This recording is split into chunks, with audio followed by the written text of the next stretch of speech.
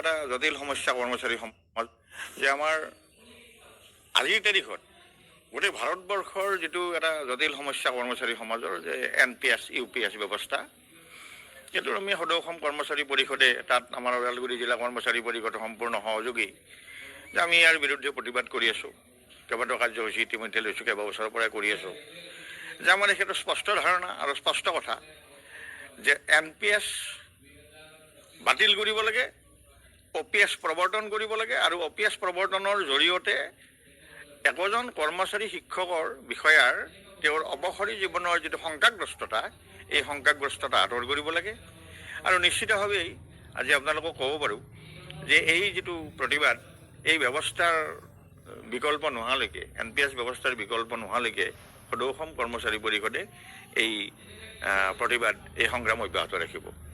অন্যহাতে ৰাজ্যখনৰ যিবিলাক ধৰক আমাৰ অষ্টম দৰমহা আয়োগৰ কথা আহিছে, ইতিমধ্যে আমাৰ অসমৰ মাননীয় মুখ্যমন্ত্ৰী মহোদয়ে অষ্টম দৰমহা আয়োগৰ কথা ঘোষণা কৰিছে, যদিও কাৰ্যালয়ৰ ভিত্তিত একো স্মাৰক পত্ৰ বা অফিচ মেমৰেণ্ডাম ওলোৱা নাই। এইটো এটা জটিল সমস্যা কৰ্মচাৰী সমাজ যে আমাৰ আজিৰ তাৰিখত গোটেই ভাৰতবৰ্ষৰ যিটো এটা জটিল সমস্যা কৰ্মচাৰী সমাজৰ যে NPS UPS ব্যৱস্থা, সেইটো আমি সদৌ অসম কৰ্মচাৰী পৰিষদে তাত আমাৰ ওদালগুৰি জিলা কৰ্মচাৰী পৰিষদৰ সম্পূৰ্ণ সহযোগী যে আমি ইয়াৰ বিৰুদ্ধে প্ৰতিবাদ কৰি আছোঁ। কেইবাটাও কাৰ্যসূচী ইতিমধ্যে লৈছোঁ, কেইবা বছৰৰ পৰাই কৰি আছোঁ। যে আমাৰ সেইটো স্পষ্ট ধাৰণা আৰু স্পষ্ট কথা যে NPS বাতিল কৰিব লাগে, OPS প্ৰৱৰ্তন কৰিব লাগে আৰু OPS প্ৰৱৰ্তনৰ জৰিয়তে একোজন কৰ্মচাৰী শিক্ষকৰ বিষয়াৰ তেওঁৰ অৱসৰী জীৱনৰ যিটো শংকাগ্ৰস্ততা, এই শংকাগ্ৰস্ততা আঁতৰ কৰিব লাগে। আৰু নিশ্চিতভাৱেই আজি আপোনালোকক ক'ব পাৰোঁ যে এই যিটো প্ৰতিবাদ, এই ব্যৱস্থাৰ বিকল্প নোহোৱালৈকে, NPS ব্যৱস্থাৰ বিকল্প নোহোৱালৈকে সদৌ অসম কৰ্মচাৰী পৰিষদে এই প্ৰতিবাদ, এই সংগ্ৰাম অব্যাহত ৰাখিব। অন্যহাতে ৰাজ্যখনৰ যিবিলাক ধৰক আমাৰ অষ্টম দৰমহা আয়োগৰ কথা আহিছে, ইতিমধ্যে আমাৰ অসমৰ মাননীয় মুখ্যমন্ত্ৰী মহোদয়ে অষ্টম দৰমহা আয়োগৰ কথা ঘোষণা কৰিছে, যদিও কাৰ্যালয়ৰ ভিত্তিত একো স্মাৰক পত্ৰ বা অফিচ মেমৰেণ্ডাম ওলোৱা নাই। ছেপ্টেম্বৰ 2025 তাৰিখে উচ্চতম ন্যায়ালয়ৰ দুজনীয়া বিচাৰপীঠে এটা সিদ্ধান্ত প্ৰকাশ কৰিছিল, যিটো সিদ্ধান্তই ভাৰতবৰ্ষৰ প্ৰায় 20 লাখ শিক্ষকৰ চাকৰিৰ নিৰাপত্তা সন্দৰ্ভীয় প্ৰশ্ন উত্থাপিত কৰিছে। এই ৰায়টোৰ যোগে এই কথাটো কোৱা হৈছে যে সকলো শিক্ষকেই টেট কোৱালিফাইড হোৱাটো প্ৰয়োজনীয় আৰু এইটো বাধ্যতামূলক হিচাপে গ্ৰহণ কৰা হৈছে। ইয়াৰ পিছতেই আমাৰ অখিল ভাৰতীয় প্ৰাথমিক শিক্ষক সংঘৰ জৰিয়তে আমি কোৰ্টত ৰিভিউ কৰিছিলোঁ, ৰিভিউ পিটিশ্যন ফাইল কৰিছিলোঁ আৰু কোৰ্টৰ ৰিভিউ পিটিশ্যন ফাইলটো যোৱা 13 মে তাৰিখে শুনানি হোৱাৰ পিছত ইতিমধ্যে সেই আগৰ সিদ্ধান্তকে দুজনীয়া বিচাৰপীঠে বাহাল ৰাখিছে আৰু সকলো শিক্ষককে টেট পাছ কৰিব লাগিব বুলি সিদ্ধান্ত প্ৰকাশ কৰি তেওঁলোকৰ নিৰ্দেশনা প্ৰকাশ কৰিছে।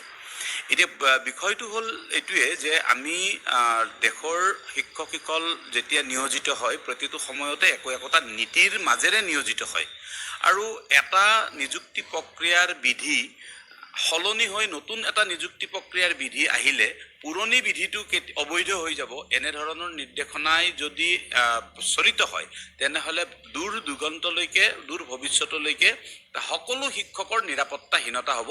অকল শিক্ষকৰেই নহয়, এই সিদ্ধান্তটো কাৰ্যকৰী হ'লে কাইলৈ অন্য বিভাগৰ কাৰণেও একেই ধৰণৰ সংশয় সন্দেহ সৃষ্টি হ'ব। সেইবাবে আমি ইতিমধ্যে কেন্দ্ৰীয় চৰকাৰৰ সন্মানীয় প্ৰধানমন্ত্ৰী, মহামহিম ৰাষ্ট্ৰপতি, ভাৰতবৰ্ষৰ শিক্ষামন্ত্ৰী আৰু অন্যান্য ৰাজনৈতিক দলসমূহৰ ৰাষ্ট্ৰীয় সভাপতিলৈকে যোৱা 10 জুন তাৰিখৰ পৰা আমি স্মাৰক পত্ৰ প্ৰদান কৰা কাৰ্যসূচী আমি ইতিমধ্যে ৰূপায়ণ কৰিছোঁ।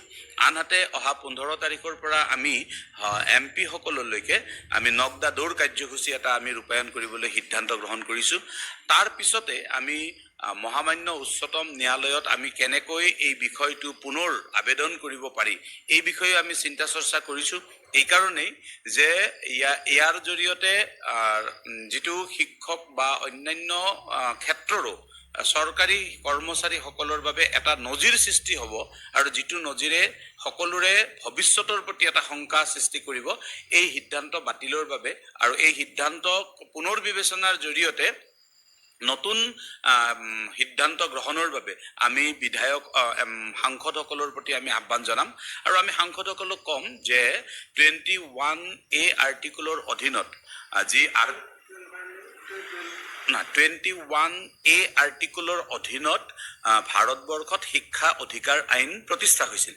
এই শিক্ষা অধিকাৰ আইনখন যেতিয়া 2017 চনত এমেণ্ডমেণ্ট কৰিছিল, সেই এমেণ্ডমেণ্টৰ সময়ত থকা এটা চেণ্টেন্স, যিটো চেণ্টেন্সৰ ডেৰ্থ অৰ্থ আছে যে যদি চিন্তা কৰা যায় এইটো সকলো শিক্ষকে টেট কৰিব লাগে, যদি উল্টাকে ভবা যায় যে নহয় 2010ৰ পিছৰখিনিয়ে কৰিব লাগে, এনেকুৱা এটা ডেৰ্থ অৰ্থ থকা কাৰণে কোৰ্টে আৰ্টিকল 12(1)ৰ আধাৰত নিজাববীয়াকৈ এটা সিদ্ধান্ত দি দিছে যে সকলো শিক্ষকে মেণ্ডেটৰী টেট পাছ কৰিব লাগে।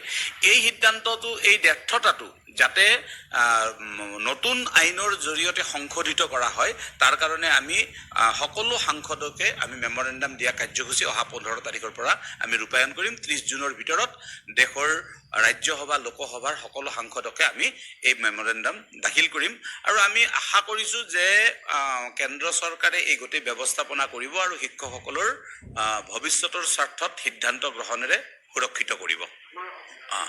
আমি সমগ্ৰ দেশৰ লগতে অসমৰো আমি 21গৰাকী সৰ্বমুঠ সাংসদক আমি স্মাৰক পত্ৰখন প্ৰদান কৰিম। আৰু ইয়াৰ উপৰিও আমি ইতিপূৰ্বে মাননীয় পূৰ্বৰ আৰু বৰ্তমানৰো শিক্ষামন্ত্ৰী ডক্টৰ ৰণোজ পেগু দেৱৰ আগত এই বিষয়ত আলোচনা কৰিছিলোঁ।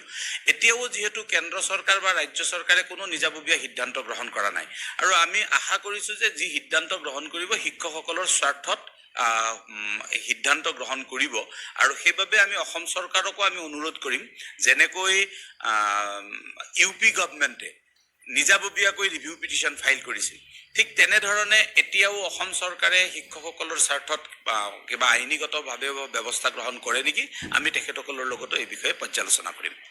অসমত আমি সাংসদসকলক আমি তেখেতসকলৰ ঘৰে ঘৰে যাম। যদি কেতিয়াবা ঘৰত নাথাকি ধৰক দিল্লীতো থাকিব পাৰে এইকেইটা দিনৰ ভিতৰত, তেতিয়াহ'লে আমি আমাৰ যিহেতু ৰাষ্ট্ৰীয় কাৰ্যসূচী এইটো, আমি দিল্লী শিক্ষকসকলৰ জৰিয়তে হ'লেও তেখেতসকলক আমি লগ কৰাম। মুঠৰ ওপৰত কথাটো এনেকুৱা যে যিকোনো উপায়ে আমি সাংসদসকলক লগ কৰিম আৰু তেখেতসকলক আমি এই সমস্যাটো জনাই সংসদত যাতে সজোৰে এই বিষয়টো উপস্থাপন কৰে আৰু এইটো সংশোধনী আনাৰ বাবে ব্যৱস্থা কৰে, তাৰ কাৰণে আমি অনুৰোধ জনাম। ইতিমধ্যে আমি 2025 চনতো এনেধৰণৰ কাৰ্যসূচী এটা আমি ৰূপায়ণ কৰিছোঁ আৰু সেইটোৰ ফল হিচাপে আমি দেখিছোঁ যে বিভিন্নগৰাকী সাংসদে সংসদত এই বিষয়টো উপস্থাপন কৰিছে আৰু উপস্থাপন কৰাৰ পিছত বিষয়টো চৰ্চা হৈছে। চৰ্চা হৈ থকা বিষয়টো যাতে